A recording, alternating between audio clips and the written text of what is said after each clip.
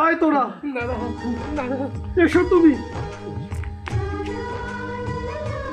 আমি তোমাদের বিয়েতে সম্মতি দিলাম। মুরারি, আমি মুরারি চৌধুরী তোমাদের বিয়েতে সম্মতি দিলাম, সাথে আমাদেরও প্রিয়া। তুমি রাজি তো? ও তাহলে দুটো বিয়ে?